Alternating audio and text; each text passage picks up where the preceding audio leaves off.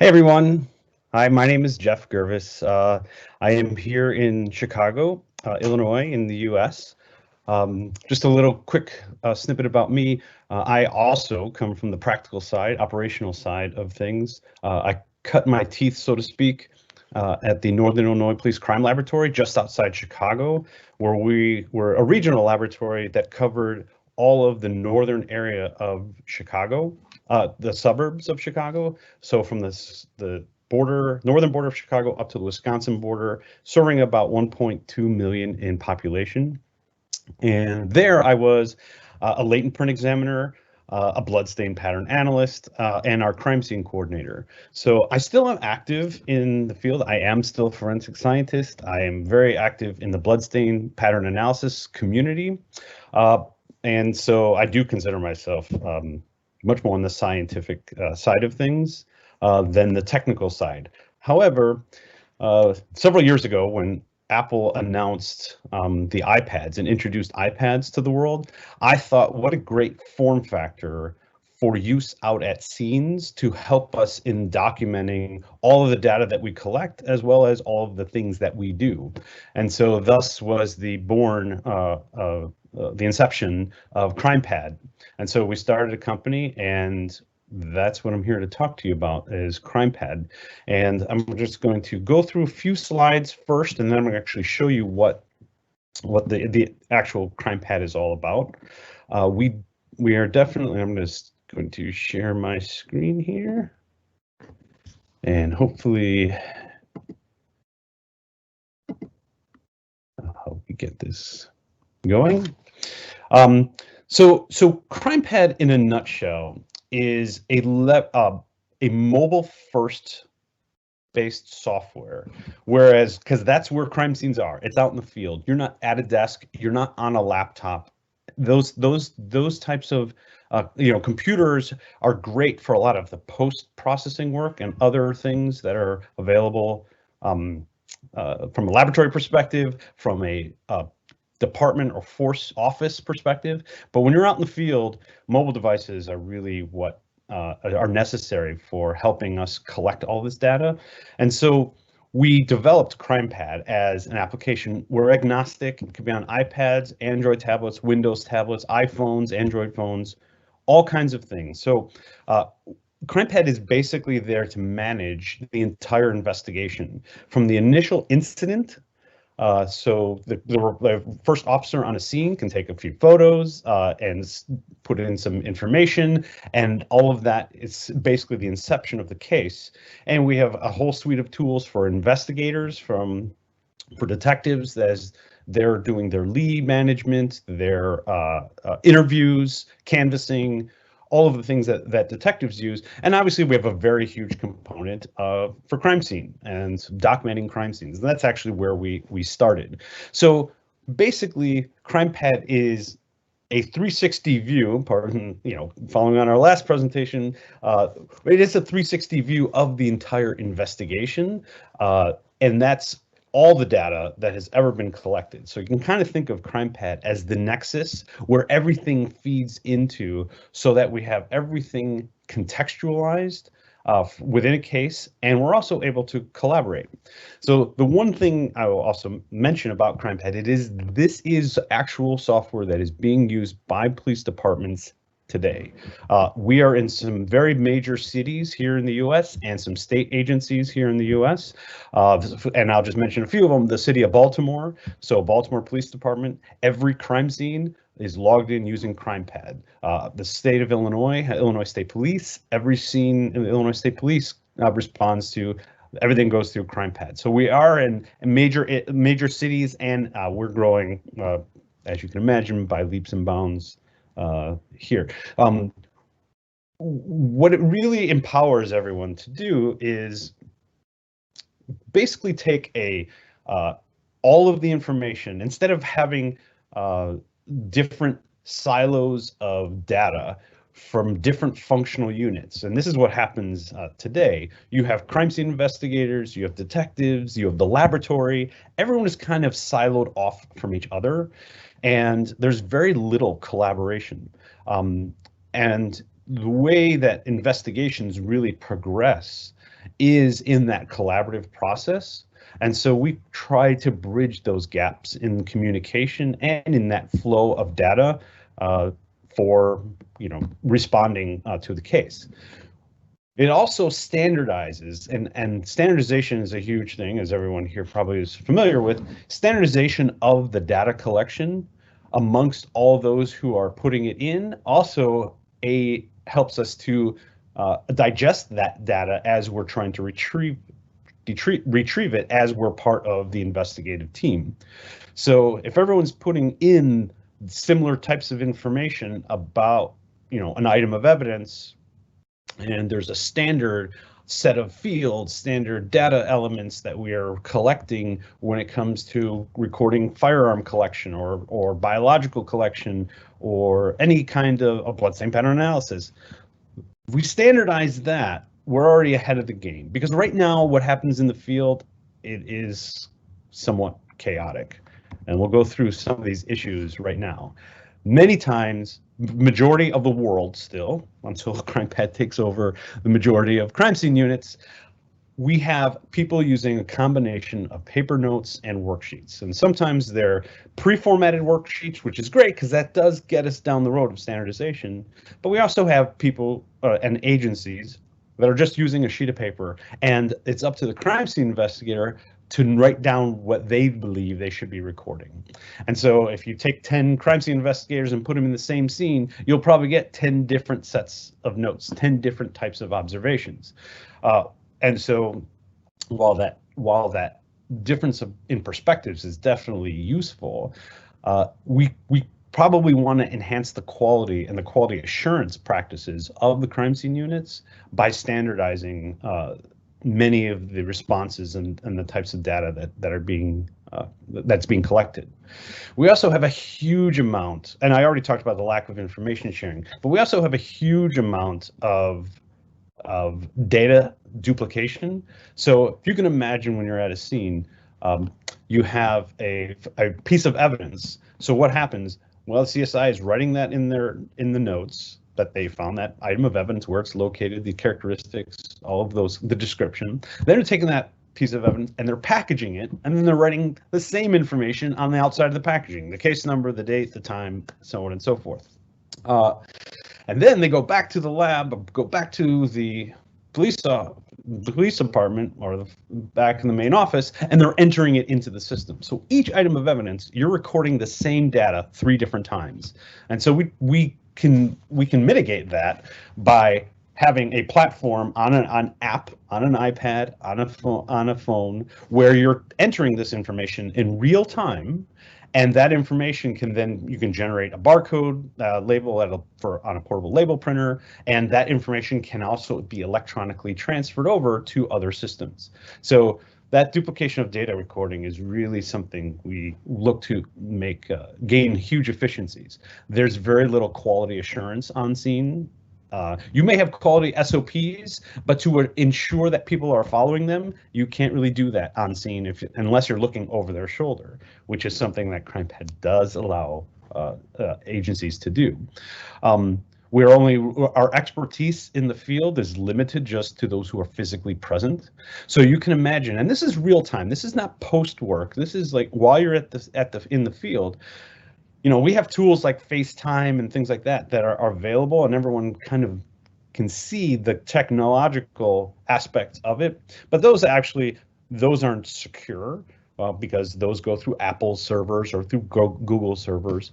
When we utilize within CrimePad, you can actually video link in people within the CrimePad system, which is secure in its own platform, complying with CJIS rules and other data integrity rules for criminal justice data in other areas of the world as well. So bottom line, and I'm trying to go through this a little bit quickly so I can show you the application.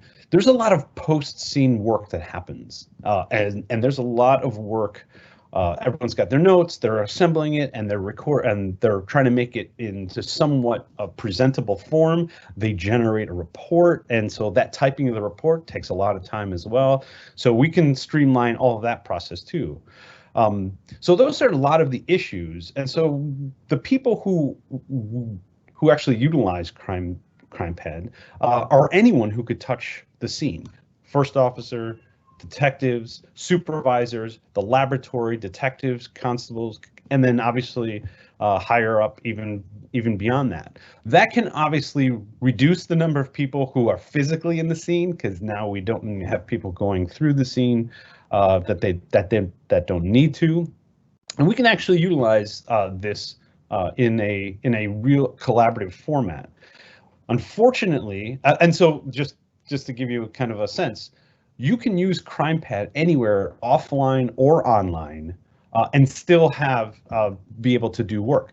One of the major advantages of using an application-based system as opposed to strictly a browser-based system is that you don't need connectivity at all times. However, when we're responding to scenes, you need to work at all times. Even if you're in a major metropolitan area that has coverage, cell phone coverage across, you're still going to be able be responding to scenes that are in a basement somewhere where there's no, there are dead spots everywhere. So we need to be able to work offline and online.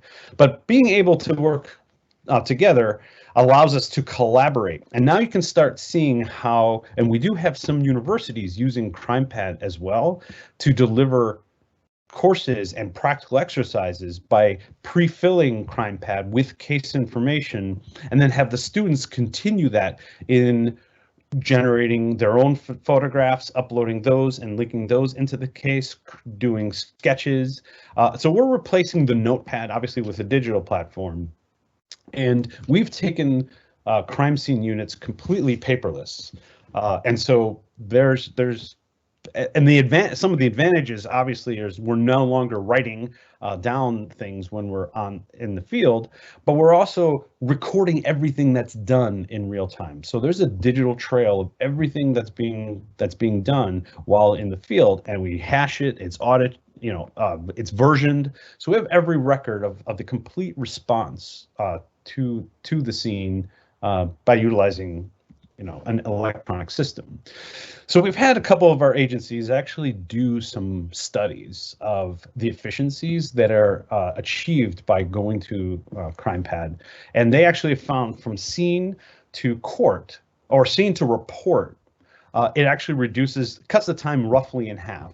Baltimore did a study, and they actually saw 53% reduction in the amount of time it takes.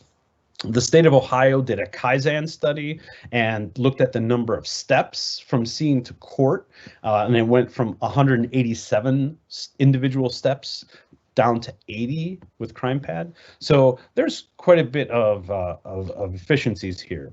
And so, CrimePad integrates with other systems. We're currently working on an integration with a fingerprint database so that latents in the field can be sent through CrimePad directly into the database with a potential lead coming back in real time.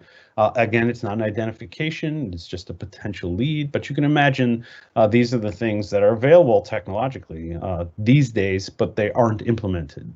So sometimes it takes a little bit of a push. So we do have a one and done kind of workflow where, once you put it into CrimePad, contemporaneous to your actual at the scene work, there's very little to do afterwards other than, potentially if you're barcoding your evidence and transferring it around, you're just basically taking it and scanning it to locations for storage.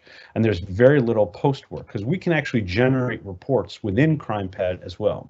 We also have this notion of validations, which is a way to evaluate the data by a set of configured business rules that are up to the agency as to what needs to be done before going on to the next thing that you might be doing, or before leaving the scene. We're going to evaluate all the data and make sure that everything is done appropriately, or make some suggestions before you leave because we notice there's some holes here that you need to fill. So we do have a whole set of those, and We have real-time oversight and stats and a whole host of things. And we have duties and assignments. So you can start seeing how generating assignments and tasks within CrimePad can be helpful even in an academic setting where students are assigned tasks to work in groups in CrimePad. So they make their own teams and they have their cases, and they're given specific assignments out that way, and the students can respond and enter it just as if they were crime scene investigators and put in their information, what exhibits they're collecting, and all of those kinds of things. So I think with that, I'm just going, and we also have communication tools within. So you may be aware of Slack, or even Teams is very similar. We built those tools within CrimePad, so you can chat video and audio with each other inside the case. And so you can, there's context behind your communications. And so this is where feedback can be done even by remote expertise coming into the scene or professor student. And so those collaboration communication tools are also embedded in CrimePad as well. So let me get out and, hey, you want to see CrimePad. So here's the web version of CrimePad. It looks just like the tablet version. And the phone version is just reorganized, and some of these columns are stacked one on top of each other. So the phone, there's continuity between the different form factors. And so this is what we call our dashboard. We have map views, we have metrics, and this is all can be configured as to who it is. A professor might have their own dashboard, and a student might have a separately configured dashboard, much like a crime scene investigator or detective would have their own version of the dashboard. And so you can just see that we have map views that we've done for other agencies, where you might see over the last week where were all of our incidents, or for a given case, where do we have all of our various scenes, and generating timelines of events and all of those kinds of things, storyboarding. That's all embedded in CrimePad as well. So I'm just going to take you into a case real quick and just show you how cases are laid out within CrimePad. And so I'm just going to jump into a case. I'm just going to open. When you're in the case, it's kind of laid out with an overview of what the case demographics are, what the case number is, what the offense is, the date it was opened, who are the assigned personnel, and again, these could be assigned CSIs, detectives, students, and so on and so forth. The investigate tab is where detectives and investigators would do their stuff, and so they would put in their arrest information. They too can collect evidence. It's not just scene work where evidence is collected. We have interviews, leads, notes, warrants, photos. The crime scene itself are in the scenes area, and so you can have several scenes, and we do have different areas for you to add within the scene different elements of the scene. So an element to us is a discrete piece of information, whether it's an item of evidence collected, a processing technique that you use, your recording access, different areas. So I'm just going to take you through just a quick technique. So our toolbar is kind of down here below. So I'm just going to add a technique here, and I'll choose fingerprint processing. And in that category, we have latent print processing and mobile ID. If you choose latent print processing, now we have the different materials or methods. So I might use black powder, I might use cyanoacrylate and dye staining or whatever. These lists are all configurable. Even these fields are somewhat configurable as well. And so here I'm just saying that I did this and I did it now and I performed it on maybe in the living room. And so I did my processing in the living room. I can add a more specific location inside the living room, and I could just document, what the results are. You lot numbers and expiration dates for all of the QA purposes for reagents and all of those kinds of things. And this is where, the crime scene investigators are documenting what they are doing, which is very applicable for students, because they can also document what they are doing, depending on the practical that is being performed, or they're documenting what they would do. And so what would they do, and they can add a technique, and when you save this, it has the option to generate evidence. So we generate the item of evidence. We default the lifts that are made. They can choose friction ridge lifts, and maybe they take a few different lift cards for the fingerprints, and we just create evidence elements. We also have the files area, and I know I'm rushing through this, and this is not a complete, demonstration, but just gives you a sense of the different aspects that can be recorded within, and when there's pertinent information that's required, those will show up as well. We have the people area where victims, suspects, responders, all the people involved in the case. And then we have the files, and this is where all the files can be stored within the case. And so we are doing a lot of integration with some of these other manufacturers, point cloud operators, those 360 that we saw in our previous awesome presentation. We're doing a lot of integration with those units, because that, those are major parts of a case. And wouldn't it be great if we have those images and then they're linked directly to the evidence and the techniques that were used to generate that evidence, and who did that technique, and the reagents used, and all of those kinds of things. We do have the reports, and reports in CrimePad. These are ones that CrimePad can actually generate a report from. So we can create the report automatically. Now, this isn't great from a student perspective, because you want them to show their work, but in the real world, we're showing work by entering all the individual things that we do, and the crime scene report is really a summation and culmination of all that information. And so you can choose the scene, and it basically generates your report for you. So we really streamline this down to and distill it down to the level of information that needs to be put out. And we can incorporate sketches. We do sketches in here, and photographs. You can annotate them. So all of that is all built in here. One thing to also know is, while we have a lot on the front end, we in terms of investigation with crime scene investigators and detectives and even first responders, we also have attorneys also hooked into CrimePad, and they can manage their court trials. And so this is basically, CrimePad is the nexus of the entire case from start to end. And we're even getting into some corrections and community safety integrations as well. So it is a very robust platform, and we have found that training agencies, training departments, and universities are very interested and have been using it here in a couple in the US. And we're actually working with several there in the UK as well. So that gives you kind of an overall perspective of what CrimePad is all about. I can tell you from a university perspective, we typically we're very flexible with the universities, in that at some points the students actually purchase a license for 50, like as an example, the University of New Haven, the students purchase their own license for $50, and it's a lifetime license. So that they take CrimePad with them on into their careers if they continue on, or onto other courses. And so that's one option, and that's fairly inexpensive for something that they might use often into their careers. Other universities will actually purchase licensing for themselves or their programs, and then just cycle the users in and out from there.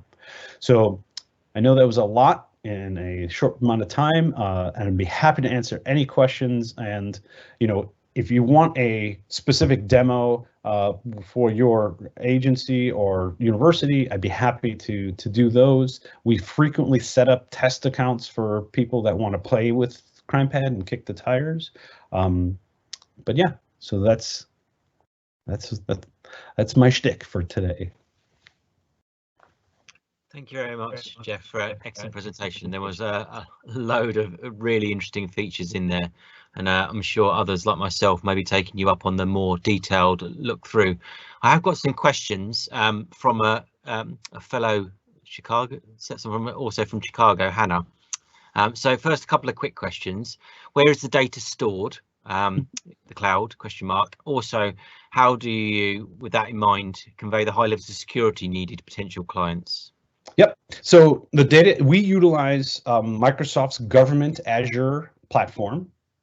So it is stored in the cloud. The CrimePad servers are stored in the cloud. We comply with all CGIS rules. FBI CGIS has rules as to how data is stored and how it's encrypted and passwords and the management of the data. We comply with all of that, and we're in many organizations, many state and local municipal organizations. So we do, security is a major concern on everyone's mind, and we comply with all of those set forth rules. Thank you. Another question from Hannah, who I feel may be in contact with you afterwards. Yeah. So regarding the feature of sending a potential print mark in real time, what steps could potentially be taken in order to mitigate investigators jumping to conclusions mid-investigation and getting tunnel vision and those kind of things? Well, the steps are, information is coming in from all sides. Early on in investigation, there's a lot of information coming in from all sides. And, if you have a finger mark with a potential lead, it is up to the detective to find out what relevance that actually has. So whether it's narrowed or not, there's a lot of information management that has to happen regardless. We are just the conduit for supplying that information. When we're talking about doing analysis, so, there is a focus on cognitive bias, and I think it cannot be universally applied to criminal investigations. It's something that's important from a forensic analysis laboratory perspective, but we are working in the real world here. And when detectives are out at the scenes, they're trying to get answers, and they're trying to find what the best paths are. Now, there are some things that we have in the software with those validations that can help them kind of steer them to make sure that they're considering alternate hypotheses and things like that. So we have business rules that you can put into CrimePad, but there is definitely I think there is this is just me talking here. There is an overemphasis on cognitive bias when it comes to criminal investigations. It is very important from a forensic perspective when you're doing analysis that is siphoned off, and there's sequential unmasking and all kinds of steps that you can do from that perspective. But there has to be one central point, and commonly it's the detectives themselves who are in charge of managing all that data and assembling it to find out who may be involved in a particular incident. Thank you. And the final question, this one's from me. So with the educational use, obviously the platform is just got so much in it. I wonder if you could perhaps give us a little example about how a course which teaches the broader forensic / applied science would use such a comprehensive tool, which is obviously designed for frontline investigators. Basically, how do we tackle integrating into our courses? Perhaps an example from one of the universities that you've worked with. Yeah, so universities, what they would do is they would actually create cases for each group, and so each university has its own account, and the students are users inside that account, and you can actually create groups. So they might have a particular session of the class. They might have repeat the same course 3 times during the week in different sets of students, especially in an undergraduate course. And so we create separate groups for each one of those, and then the professor can then create a case and assign specific people from that group into the case. And the students would get notified on their dashboard that they have an assignment. And the assignment could be something where they have to document their rooms, and they have to take photographs and sketches and document as if they were processing their own rooms. And this is obviously in these current times where there is very little in-person learning thus far. And so when they're in their dorms, they can actually go through and generate a sketch and potentially show evidence collection and take photos and upload those and make sure that all the different parameters that the professor is or the instructor is looking for and can provide those assessments directly within CrimePad after all of that data has been uploaded by the student into CrimePad, and thus providing that feedback right there within CrimePad. So that's one example. We also have training agencies where people are physically in the crime scene. I heard talk about a crime scene house. If you have a crime scene house and they're physically released into that house, they're taking CrimePad in with them and they're documenting, where they accessed in and so on and so forth. And they process the scene and record everything that they actually are doing while they're in that scene. And then from a laboratory perspective, and this is something that has come up somewhat recently, especially there in the UK. We've been talking with NABIS, which is the ballistics and firearms arm of forensic science there in the UK, where examinations can actually be recorded in CrimePad as well, so that you can actually take a firearm and do an examination on a firearm and record the attributes and then the test fires and then the entry into databases and things like that. So it's a very flexible system, and we work with the individual university as to what they're looking for, and obviously with some real world experience behind us, we can provide some feedback and some ideas on some innovative type exercises that students might be valuable for them to go through. Thank you very much, Jeff. Some really interesting ideas there, which has got my brain ticking. So that's the end of the questions. I'd like to thank you very much for your contribution, and we'll obviously make sure that your contact details and the link to the product are with the resources we send out post event.